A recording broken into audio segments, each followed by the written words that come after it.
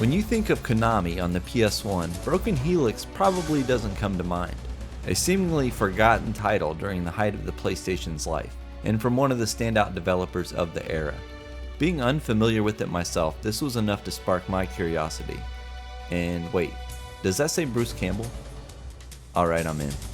Today, we take a look back at Broken Helix.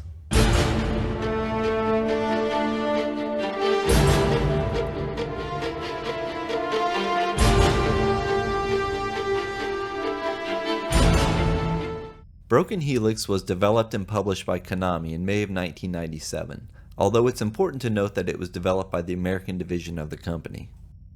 Broken Helix is a third-person action game where you take on the role of explosives expert Jake Burton, voiced by none other than the iconic Bruce Campbell. It's showtime. He is perfectly cast in this snarky, largely narrative-driven adventure through Area 51. I wonder if he tastes good. Huh? I said, save us. The game touts itself as featuring 4D gameplay, referencing the fact that the game's story and events all take place in real time. This is a rather amusing way of saying that you're constantly going to be on the clock, attempting to complete your current objectives before time runs out. These objectives vary depending on which of the 4 possible story arcs you choose to pursue in-game, each offering their own unique ending and gameplay experience. Each path isn't specifically laid out and is woven into the game rather seamlessly, with subtle dialogue clues providing you with different choices to make.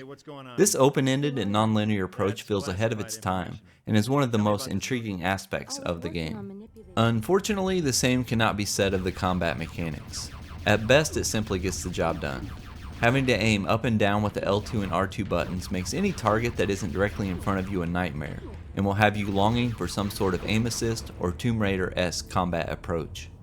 The game apparently started life as a first-person shooter, and you can still change to this perspective, but it doesn't really improve things. The game has its frantic moments, but on the whole it's not an overly action-packed experience, and I prefer to stick to the third-person view. But you do have a secret weapon at your disposal, one of the most devastating attacks in gaming history: Jake Burton's feet. My God. In the distant future of 2026, bombs have been planted in the highly secretive Area 51. Your character, U.S. Special Task Force Marine Jake Burton, and a Marine squad have been called upon to enter the classified area, defuse the bombs, and discern what is going on inside. It turns out Jake has some experience with Area 51, as his father was a scientist at the facility until his untimely death in a plane crash 15 years prior. Oddly, shortly before the mission, an unnamed friend of Jake's father informed him that soon he would learn more about his father's death, thus setting the stage for what is about to come. So let's jump into Broken Helix and see what it has to offer. You start the game equipped with a stun gun, which is a bit confusing considering your fellow troops are seen blasting away scientists. It's also confusing that some scientists are hostile and others are not, with no discernible way to tell the difference until they start attacking. Every non-hostile NPC in the game can be interacted with, and the game goes as far as to provide you with the option of setting Jake to nice or mean. Each provides different dialogue, but it makes no actual changes to the game's story. It seems like a lot of work for a feature that doesn't do much, and leaves me wondering if the developers had grander ambitions for it, at one point. The layout of Area 51 is broken into different levels, usually requiring a colored keycard and accessible by elevators. These can all be backtracked and oftentimes requires it, and thus you'll become well acquainted with the layouts of certain floors. You'll also find upgrades to your weapons, which include a plasma rifle, a rocket launcher, the ubiquitous 90s action game flamethrower, and the ultra-powerful alien weapon. Each weapon is powered by energy cells, and thankfully all weapons use the same ones, so there's no need to find different ammo for different weapons. The game also includes your standard health and armor pickups. To cycle through the different weapons, you must hold select and hit square. Holding select and pressing different face buttons each has a different purpose in-game, and is a bit clunky. In a lot of ways, Broken Helix feels like a port of a PC game, which isn't necessarily a bad thing, but it does feel like it's trying to cram a lot of things into it. The positive side of this is the wide attention to detail the game delivers, even down to elevator music, which gave me a chuckle.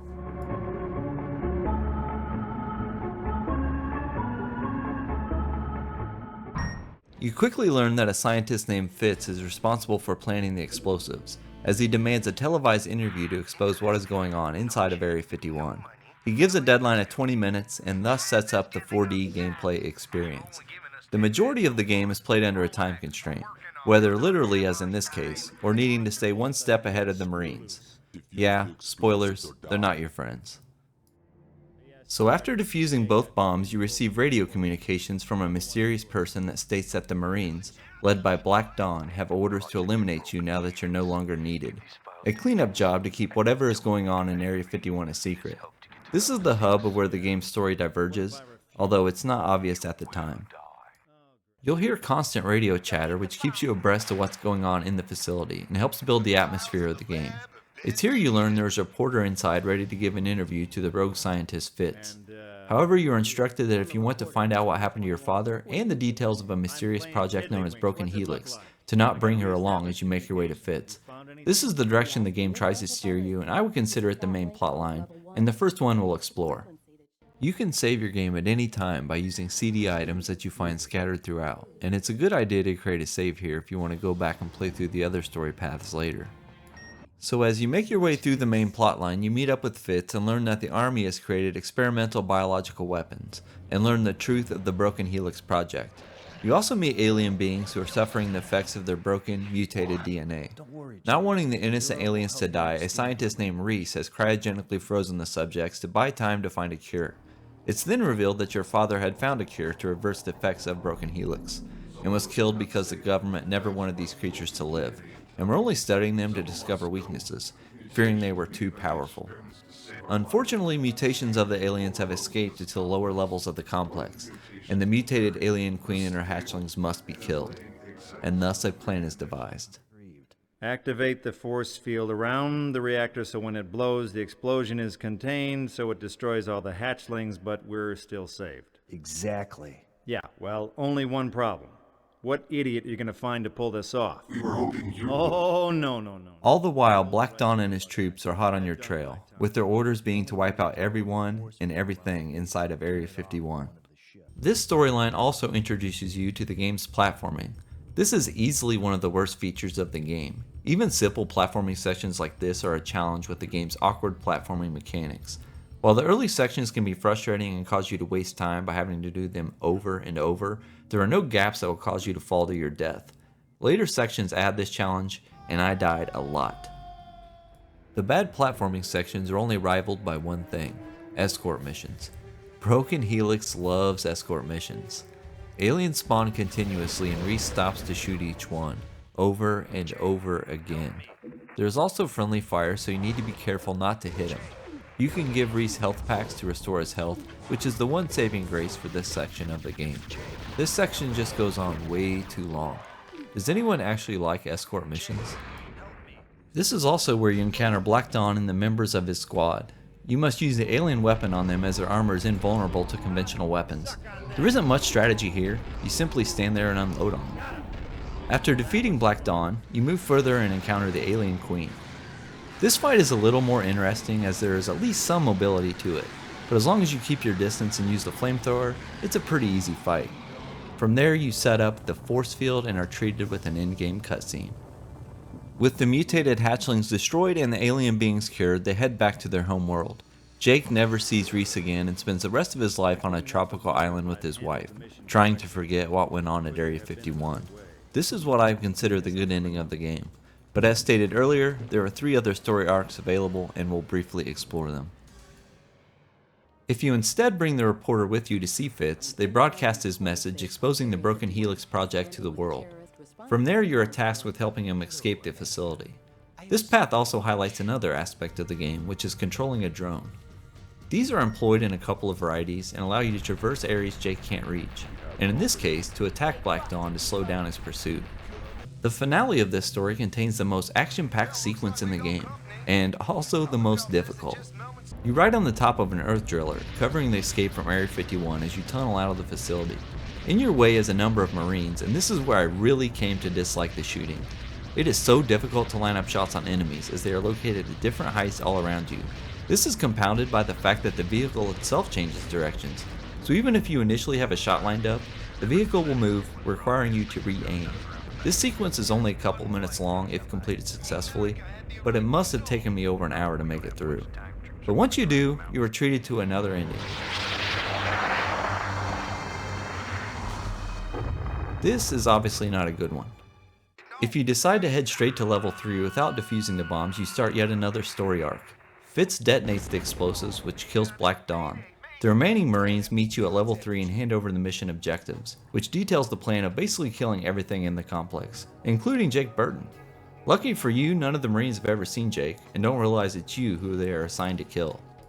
This section adds a kilometer, which fills as you kill enemies and decreases when one is killed by the other Marines. Essentially a way to make sure you don't blow your cover by fitting in with the rest of the squad. You eventually make your way to the cryogenic lab and a battle with the aliens ensues. After eliminating them, you exit the facility and yep, that's a bad ending too.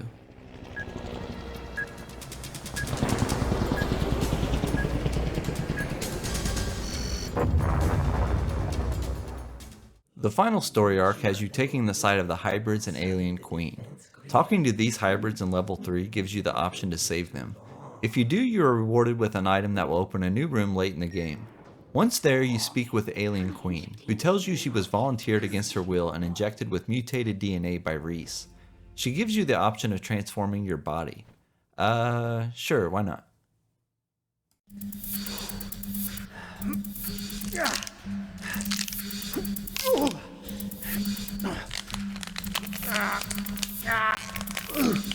Alright, time to get postal.